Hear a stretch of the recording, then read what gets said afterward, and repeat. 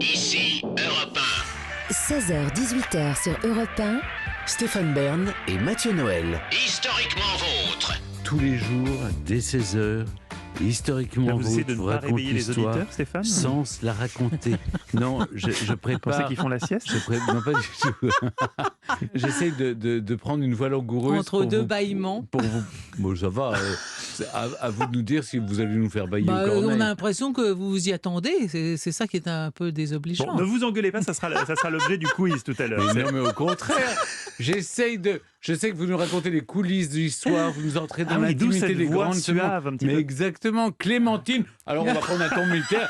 Clémentine, portier, Kaltenbach, vous êtes Ah, réveillée. voilà qui Elle va bien préfère. mieux. Seul et sans enfants pour vous aider à travailler, ça tombe bien justement. On va parler travail des enfants.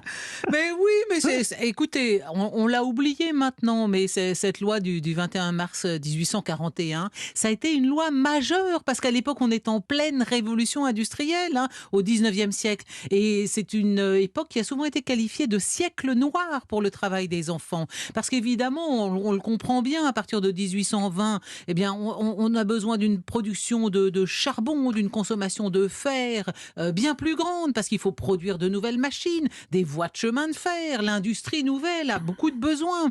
Les mines, l'industrie textile sont en plein développement et on a besoin de bras. Et où les trouver, ces bras ? Eh bien, justement, chez les enfants. Et les enfants dans les mines sont très appréciés parce qu'avec leur petite taille, ils se faufilent dans Ils les s'introduisent galeries. partout. Il y a des enfants de 6 ans qui poussent des chariots dans la mine, figurez-vous. Et ils y travaillent aussi longtemps que les adultes, C'est c'est-à-dire horrible. 11 à 12 heures par jour, en gagnant 3 à 4 fois moins qu'eux, si ça n'est pas scandaleux. Il y a également beaucoup d'enfants dans l'industrie textile qui, eux, travaillent au dévidage des bobines de fil parce qu'ils ont des petites mains, ils sont agiles. Et dans les usines textiles au 19e, il y a des enfants de 4 et 5 ans. Regardez une sortie d'école et voyez ce que c'est qu'un enfant de 4 à 5 ans, de maternelle même. C'est tout petit. Et ben, ces gamins, ils travaillent là déjà 10 heures par jour. Ces enfants sont tellement épuisés, blessés, meurtris par leurs conditions de travail que dans les départements les plus industrialisés, un jeune garçon sur 2 arrive complètement éclopé au service militaire.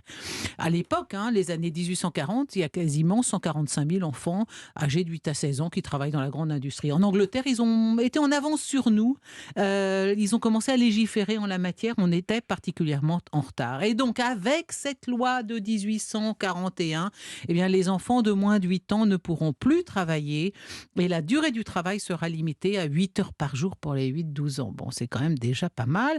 Malheureusement, ça ne concerne que les entreprises de plus de 20 ouvriers. Donc, dans les autres, eh ben, voilà, des tout petits vont continuer à bosser longtemps. Ce qui est extraordinaire, c'est quand vous lisez la presse de l'époque, eh bien, pour l'opinion publique, c'est normal que les enfants bossent. Et quand le politicien Jules Simon tente de sensibiliser l'opinion dans un livre intitulé « L'ouvrier de 8 ans », il est accusé de vouloir ruiner l'industrie française. Oui, ça, tous ces enfants au travail, ça dégage une importante valeur ajoutée. Donc on pense qu'on en a besoin.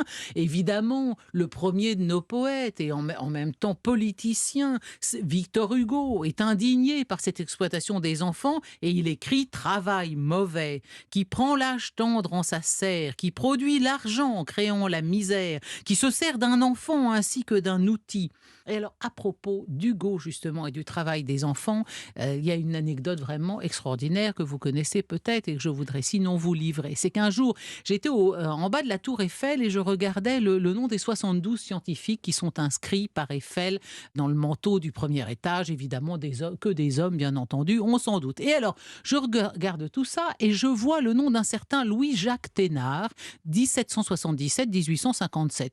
Alors, je regarde qui est ce monsieur, parce que ce nom me disait vaguement quelque chose. Il était chimiste, né du côté de Sens, pharmacien à Paris, et puis au moment de la guillotine, au moment de la Révolution, Lavoisier, vous savez, le grand créateur de la chimie moderne, est guillotiné, donc l'autre lui succède, prof au Collège de France, prof à Polytechnique, premier titulaire de la chaire de chimie de la Faculté des sciences de Paris en 1809. Bon, alors qu'a-t-il fait d'autre, ce Thénard ? Ça me dit toujours rien.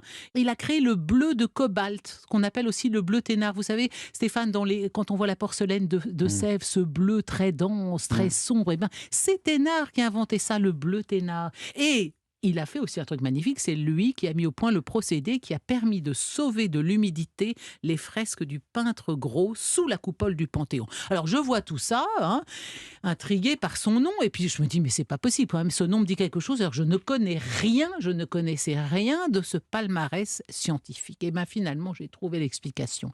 C'est que ce Thénard s'était vivement opposé à la réduction du temps de travail quotidien des enfants préconisée par Victor Hugo.